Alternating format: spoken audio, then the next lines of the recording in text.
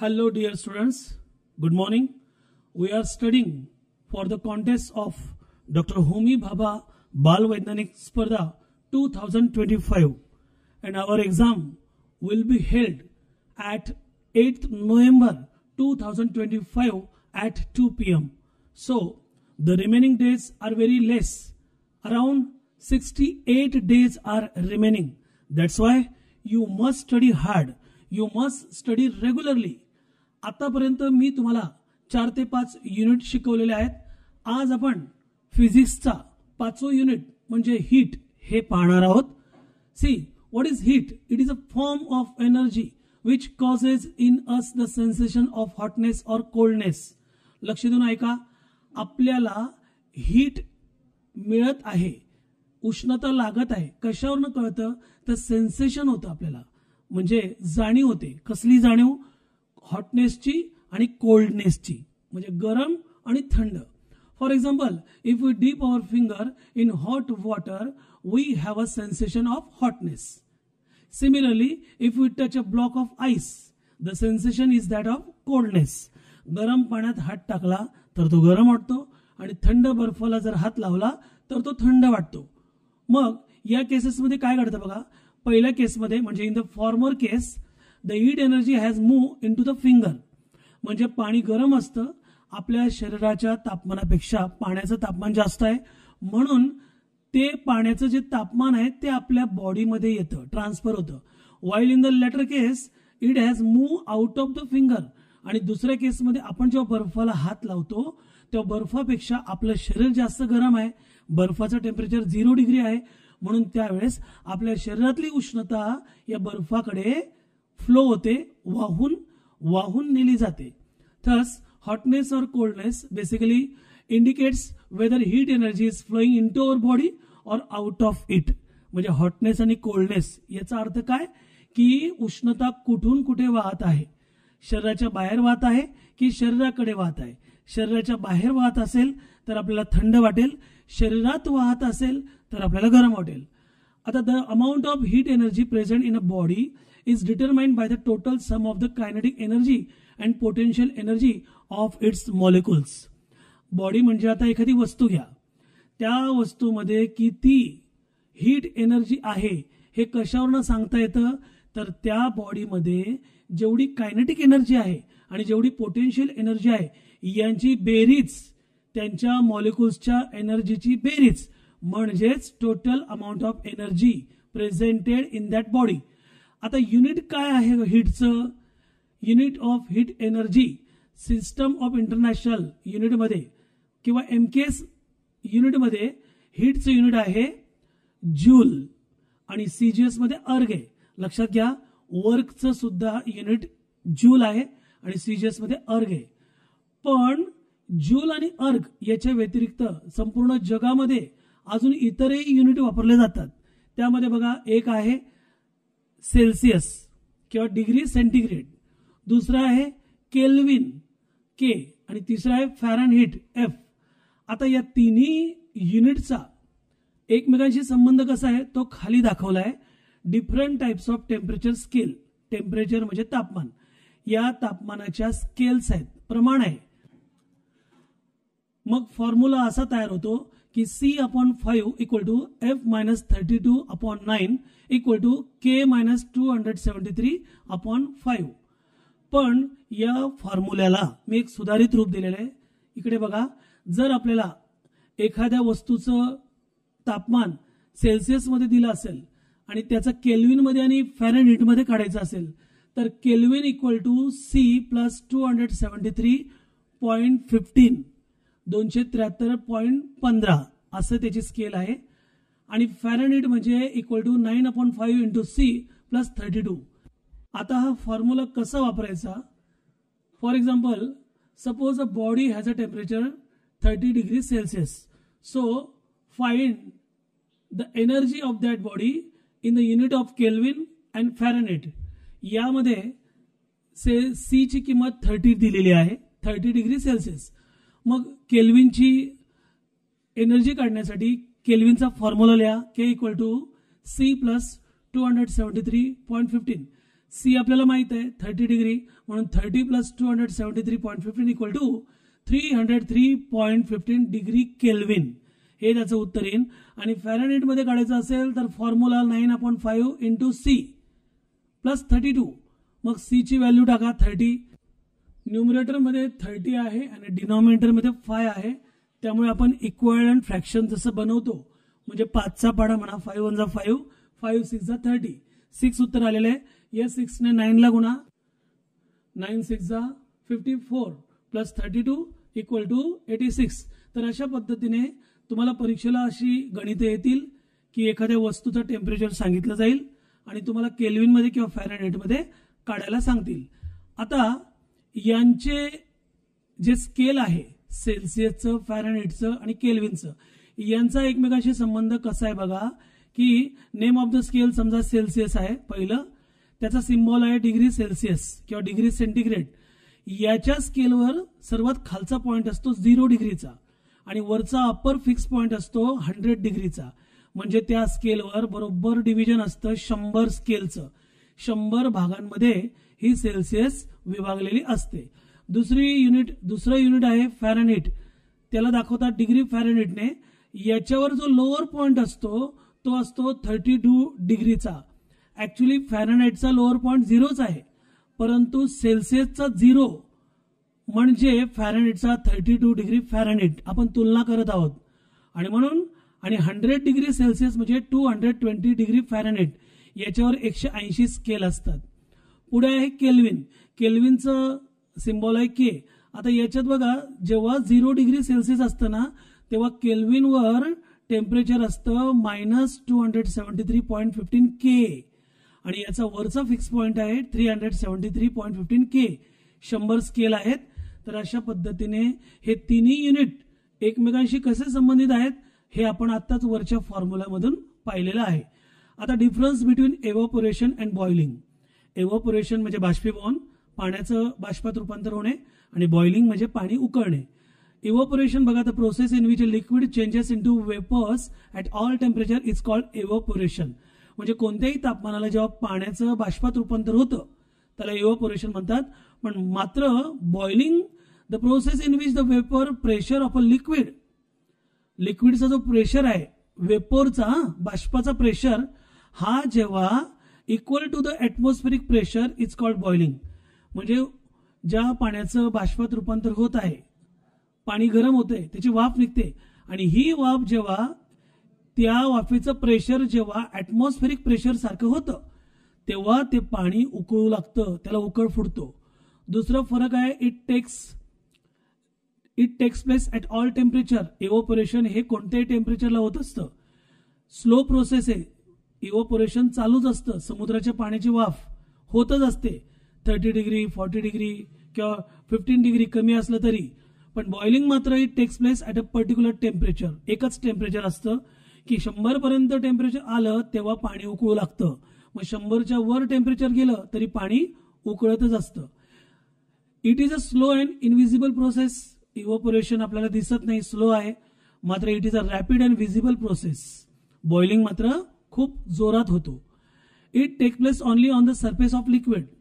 इव्हपोरेशन फक्त त्या लिक्विडच्या सरफेसवर होतं, मात्र boiling it takes place throughout the liquid. It produces cooling effect. Evaporation मध्ये जेव्हा बाष्प तयार होतं तेव्हा खालचं जे द्रव्य असतं, द्रव पाणी, ते थंड होत असतं म्हणून कूलिंग इफेक्ट मिळतो. मात्र बॉइलिंग मध्ये it does not produce any cooling effect. And during the process there is a variation in the temperature. म्हणजे कोणत्याही टेम्परेचरला इव्हपोरेशन होत असते, विविधता असते टेम्परेचरमध्ये. मात्र बॉइलिंगमध्ये during the process there is a no change in the temperature. म्हणजे फिक्स असतं, 100ला गेलं तरच बॉइलिंग प्रोसेस स्टार्ट होतो. आता एक उदाहरण देतो. आपण जेव्हा गरम चहा पितो, कप बशीमध्ये चहा घेतो आणि हाच चहा जर तुम्ही बशीमध्ये ओतला, थोडा चहा कपमध्ये आहे, थोडा चहा बशीमध्ये आहे, कोणता चहा लवकर थंड होईल?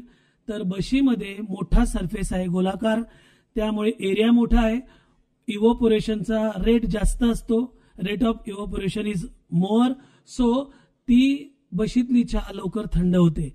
मात्र कप मधली चहा, तिथे कप छोटा असतो, इव्हपोरेशन स्लो होतं म्हणून ती चहा लवकर थंड होत नाही. हे त्याचं उत्तर आहे. चला आता पुढचा पॉइंट बघूया 5.4 thermal expansion of substance. Thermal expansion, expand म्हणजे पसरणे आणि थर्मल म्हणजे उष्णता, म्हणजे उष्णतेचं प्रसरण ऑफ सबस्टन्स, पदार्थामध्ये उष्णतेचं प्रसरण. When an object is heated, it expands. It is called thermal expansion. मुलांनो, जेव्हा एखादी वस्तू ऑब्जेक्ट त्याला जेव्हा आपण उष्णता देतो ना तेव्हा त्याचा आकार वाढतो, थोडासा, जास्त नाही पण थोडासा वाढतो, त्याला म्हणतात thermal expansion. When a metal rod is heated, it will expand in length. म्हणजे एखादा रॉड जर आपण गरम केला ना तर तो रॉड त्याची थोडीशी लांबी वाढते. So it will B linear expansion. Linear म्हणजे एका लाईन मध्ये, रॉड सरळ असतो ना एका लाईन मध्ये, म्हणून त्याला लिनियर एक्सपान्शन म्हणतात. आणि when a metal sheet is heated, आता समजा एखादी पत्र्याची शीट आहे, मोठी आहे, समजा 1 मीटर मोठी, 1 मीटर स्क्वेअर. मग याला जर आपण गरम केलं ना तर ती चारही बाजूने थोडी थोडी वाढते, त्याला म्हणतात it will expand in length and breadth. So it will be expansion in area, म्हणजे त्याचं एक्सपान्शन एरियामध्ये होतं. आणि वेन अ मेटल ब्लॉक, आता ब्लॉक म्हणजे ठोकळा, ज्याला लांबी असते, ब्रेथ रुंदी असते, ब्रेथ लांबी म्हणजे लेंथ, ब्रेथ म्हणजे रुंदी आणि उंची म्हणजे हाईट. मग it will expand in length, breadth and height. So it will be expansion in volume. म्हणजे एखादा मेटल तो एका सरळ रेषेत आहे किंवा तो पसरलेल्या एरियामध्ये आहे किंवा तो ब्लॉक आहे, म्हणजे व्हॉल्यूम आहे त्याला. मग अशा पद्धतीने त्यांचं एक्सपान्शन त्या त्या दिशेला होत असतं. Liquids and gases expand on heating and contract on cooling. बघा, लिक्विड आणि गॅस यांना जेव्हा आपण हीट करतो ना तेव्हा ते सुद्धा काय करतात, एक्सपांड होतात. आणि जर थंड केलं तर कॉन्ट्रॅक्ट होतात, म्हणजे पुन्हा आपल्या मूळच्या शेपमध्ये येतात. Solids expand the least on heating whereas gases expand the most. हा एक फरक आहे की सॉलिड हे खूप कमी एक्सपांड होतात, मात्र गॅसेस हे जास्त एक्सपांड होतात. आणि मध्यम असतं liquid. Some examples of expansion. चला आता उदाहरण पाहूया एक्सपान्शनचे. एक, क्रॅकिंग ऑफ ग्लासवेअर, म्हणजे काचा तुटणे. खिडकीला काचा असतात, त्या कधी कधी तुटतात बघा. Glass is a poor conductor of heat. ग्लासमधून हीट वाहून जाऊ शकत नाही, म्हणून त्याला पुअर कंडक्टर म्हणजे उष्णतेचे दुर्वाहक, ज्याच्यातून उष्णता वाहून जात नाही ते. So when boiling water is poured in the glass beaker, गरम गरम पाणी एखाद्या काचेच्या भांड्यात ओतलं तर त्या काचेच्या भांड्यातला जो inner portion of the glass असतो, त्याच्या वॉल्स, भांड्याच्या आतल्या भिंती बिकम्स हॉट अँड एक्सपांड्स, त्या गरम होतात आणि त्या एक्सपांड होतात. While the outer portion of the glass wall remains cold, पण त्या ग्लासचा जो बाहेरचा भाग असतो तो मात्र कोल्ड असतो. अँड डज नॉट एक्सपांड, तो काय एक्सपांड होत नाही quickly. So due to the unequal expansion of glass it cracks. म्हणजे दोघांमध्ये डिफरंट निर्माण होतो ना, आतमध्ये एक्सपांड होत आहे, बाहेर एक्सपांड होत नाही, म्हणून त्यांच्या प्रेशरमध्ये कुठेतरी फरक निर्माण होतो आणि ती काच क्रॅक होते, फुटते. दुसरं उदाहरण आहे railway track. The rails of railway track are made of steel. तुम्हाला माहिती आहे रेल्वेचे ट्रॅक हे लोखंडाने बनवलेले असतात, स्टील म्हणजे लोखंड. While lying the railway tracks, a small gap is left between the successive length of a rail. एक ट्रॅक जेव्हा संपतो सरळ रेषेत, थोड्या वेळानंतर दुसरा ट्रॅक त्याला जोडलेला असतो, पण त्या दोन्ही जोडताना मध्ये थोडासा गॅप ठेवलेला असतो. का? This is because rails expands in summer. Rails म्हणजे ट्रॅक. उन्हाळ्यामध्ये या स्टीलचं एक्सपान्शन होतं आणि म्हणून जर आपण गॅप सोडला नसता तर रेल्वेचे रूळ यांना एक्सपांड होण्यासाठी जागा मिळाली नसती आणि ते थोडेसे वक्र झाले असते, वाकडे झाले असते, नुकसान झालं असतं. म्हणून हे नुकसान टाळण्यासाठी रेल्वेच्या दोन ट्रॅकमध्ये थोडासा गॅप ठेवला जातो. The gap is provided to allow this expansion. आणि मग एक्सपान्शन जरी झालं तरी तिथे गॅप असतो, तो भरून निघतो आणि एक्सपान्शन कमी झालं की तो पुन्हा आपल्या पूर्वस्थितीत येतो. तिसरं उदाहरण, the pendulum of a clock. जुन्या काळी पेंडुलमच्या एक घड्याळ्या असायच्या. आपला जो चमचा असतो बघा भाजी वाढण्याचा, तो चमचा घड्याळामध्ये उभा लटकवलेला असतो आणि तो हलत असतो. त्याला पेंडुलम म्हणतात. The pendulum of a clock is generally made of steel और ब्रास. मग हा जो पेंडुलम असतो तो एक तर लोखंडाचा स्टीलचा असतो किंवा ब्रास पितळेचा. मग समरमध्ये काय होतं की उष्णता जास्त असते 35-40. आजकाल तर टेम्परेचर खूप वाढायला लागले.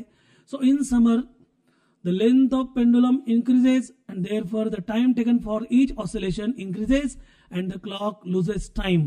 म्हणजे उन्हाळ्यात उष्णतेमुळे पेंडुलम एक्सपांड होतो, त्याचं वजन वाढतं, त्यामुळे तो स्लो फिरतो, म्हणून घड्याळातला टाइम लूज होतो, म्हणजे घड्याळ लेट होतं. That is goes slow. In winter the length of pendulum decreases. हिवाळ्यामध्ये त्याचं एक्सपान्शन होत नाही, डिक्रीज होतं, त्याचा आकार कमी होतो. And the clock gains time. आणि त्यामुळे तो वेगाने फिरू लागतो आणि म्हणून हिवाळ्यात घड्याळ फास्ट फिरतात. That is it becomes fast. To avoid it, मग आता हे टाळायचं असेल, the pendulum must be made of invar. Invar नावाचं एक मेटल आहे, so that it expands very less or negligible. Invar नावाचं जे मेटल आहे ते जास्त सेन्सिटिव्ह नाही उष्णतेचं, म्हणून ते वापरतात आणि घड्याळ आपल्याला व्यवस्थित टाइम दाखवतो कोणत्याही सीझन मध्ये. चौथा पॉइंट आहे loosening of metal screw cap. Metal screw cap, बाटलीवर जे झाकण लावलेलं असतं त्याला स्क्रू कॅप म्हणतात. सोड्याची बाटल असेल किंवा कुठली पण बाटली, त्याला लॉक लावलेलं असतं, बंद केलेलं असतं. मग याला ओपन करण्यासाठी अ glass stopper or a metal screw cap on a bottle is loosen by warming up the neck of bottle. म्हणजे बॉटलला जो स्टॉपर लावलेला असतो किंवा मेटल स्क्रू कॅप लावलेली असते, तिला जरी थोडीशी उष्णता दिली, एखाद्या फ्लेमच्या जवळ नेलं आणि थोडी उष्णता मिळाली की त्या बाटलीचं झाकण आपोआप उघडतं. तर अशा पद्धतीने हे आपले सम एक्झाम्पल्स ऑफ एक्सपान्शनचे आहेत. 5.5 transfer of heat. Heat transfer always occurs from regions of higher temperature to regions of lower temperature, so that two objects isolated from their surroundings gradually approach a common temperature. विद्यार्थी मित्रांनो, transfer म्हणजे वाहून नेणे, एका ठिकाणाहून दुसऱ्या ठिकाणी जाणे. मग हीट ट्रान्सफर कशी होते, तर हायर टेम्परेचरचं जे रिजन आहे, जास्त तापमानाकडून कमी तापमानाच्या रिजनकडे हीट ट्रान्सफर होत असते. सो दॅट का होते की two object isolated from their surrounding. दोन ऑब्जेक्ट सराउंडिंग मध्ये आहेत, ते आयसोलेटेड आहेत म्हणजे वेगवेगळे आहेत. मग अशा वेळेस जास्त तापमानाच्या पदार्थाकडून कमी तापमानाच्या पदार्थाकडे उष्णतेचं वहन होतं आणि हळूहळू both gradually approach a common temperature, आणि मग दोघांचं टेम्परेचर समान होतं, कॉमन होतं. Heat is transferred by 3 method. आता हे महत्वाचं आहे की हीट ट्रान्सफर होते, उष्णतेचं वहन होतं. मग त्याच्या 3 पद्धती कोणत्या आहेत, 3 प्रोसेस कोणत्या आहेत. पहिला आहे कंडक्शन, दुसरा आहे कन्व्हेक्शन, तिसरा आहे रेडिएशन. अत्यंत सोपं आहे मुलांनो. कंडक्शन हे फक्त सॉलिडमध्ये होतं, कन्व्हेक्शन फक्त लिक्विडमध्ये होतं, आणि radiation. In conduction, heat is transferred between neighboring parts of a body through molecular collisions without any flow of matter. म्हणजे दोन पदार्थ एकमेकांच्या जवळ आले, दोन्ही पदार्थ वेगळे आहेत, एका पदार्थाचा मॅटर दुसऱ्या पदार्थाचा मॅटर हे वेगळे वेगळे आहेत. म्हणजे एक मॅटर दुसऱ्या मॅटरकडे वाहून जात नाही, मात्र उष्णता वाहून जाते. जो पदार्थ गरम असतो त्याच्या मॉलिक्युलर कोलिजन म्हणजे त्याच्या मॉलिक्युल्स मध्ये कोलिजन होत असतं, उड्या मारत असतात ते गरम झाल्यामुळे, आणि ही उष्णता त्या पदार्थाला जेव्हा दुसरा पदार्थ चिकटतो तेव्हा दुसऱ्या पदार्थाला ती उष्णता मिळते. म्हणजे दोन पदार्थ जेव्हा एकमेकांच्या संपर्कात येतात, स्पर्श होतो, तेव्हा एकाची उष्णता दुसऱ्याला मिळत असते. याला कंडक्शन म्हणतात.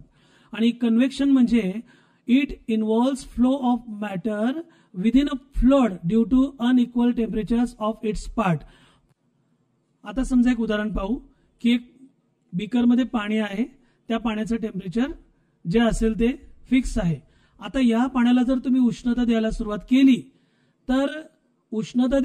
केली तर लगेच सर्व पाणी एकाच वेळेस तापत नाही. प्रथम बॉटमला जे पाणी असतं ते गरम होतं, ते पाणी गरम होऊ लागलं की त्याचा प्रेशर कमी होतो आणि तो वर जाऊ लागतो. वरचं पाणी थंड असतं, त्याचा प्रेशर जास्त असतो आणि म्हणून ते खाली येऊ लागतं. अशा पद्धतीने पाण्यामध्ये फ्लो ऑफ वॉटरची सायकल सुरू होते. खालचं पाणी वर जातं, पुन्हा वरचं पाणी खाली येतं. तर अशा पद्धतीने जी उष्णतेची आपण म्हणूया वहन, उष्णतेचं हे जे वहन आहे, उष्णतेचं हे जे ट्रान्सफरन्स आहे, याला म्हणतात कन्व्हेक्शन. आणि कन्व्हेक्शन फक्त लिक्विडमध्येच होत असतं. रेडिएशन म्हणजे काय? It is the transmission of heat as electromagnetic waves. Radiant heat travels with speed of light. It requires no medium. म्हणजे प्रकाशाची गती जी असते त्या गतीने जर एखादी हीट येत असेल त्याला रेडिएशन असे म्हणतात. त्याला कुठल्याही माध्यमाची गरज नसते, ना पाणी ना वायू. म्हणजे सूर्याची उष्णता आपल्या पृथ्वीवर येते. पृथ्वीच्या वर 200 किंवा 300 किलोमीटर पर्यंत वातावरण आहे. त्यानंतर कुठलंही वातावरण नाही, व्हॅक्यूम आहे, मीडियम काहीच नाही. तरी सुद्धा सूर्याची उष्णता रेडिएट होते आणि आपल्या पृथ्वीपर्यंत येते. याला रेडिएशन असे म्हणतात. 5.6 good and bad conductors. Conductor म्हणजे वाहून नेणे. जसा बसचा कंडक्टर असतो बघा, तो बेल वाजवतो आणि बसला वाहून नेतो. तसं उष्णता वाहून नेणारा पदार्थ असेल तर तो गुड कंडक्टर ऑफ हीट, आणि ज्याच्यातून उष्णता वाहून जात नसेल तो बॅड कंडक्टर ऑफ हीट. आता या दोघांमध्ये फरक बघा. पहिला जो कॉलम आहे तो गुड कंडक्टरचा आहे आणि दुसरा कॉलम आहे बॅड कंडक्टरचा. गुड कंडक्टर म्हणजे काय? तर materials which allow heat to pass through them easily are called good conductors of heat. जे मटेरियल हीटला स्वतःमधून पास होऊ देतात त्याला म्हणतात गुड कंडक्टर. आणि material which do not allow heat to pass through them easily, म्हणजे सहजरित्या त्यांच्यातून हीट पास होत नाही, त्याला बॅड कंडक्टर ऑफ हीट असं म्हणतात. फॉर एक्झाम्पल, गुड कंडक्टरचं एक्झाम्पल आहे आयर्न म्हणजे लोखंड, ॲल्युमिनियम, मर्क्युरी, पारा एटसेट्रा आर गुड कंडक्टर. म्हणजे हे धातू जे आहेत यांच्यामधून उष्णता वाहून जाते.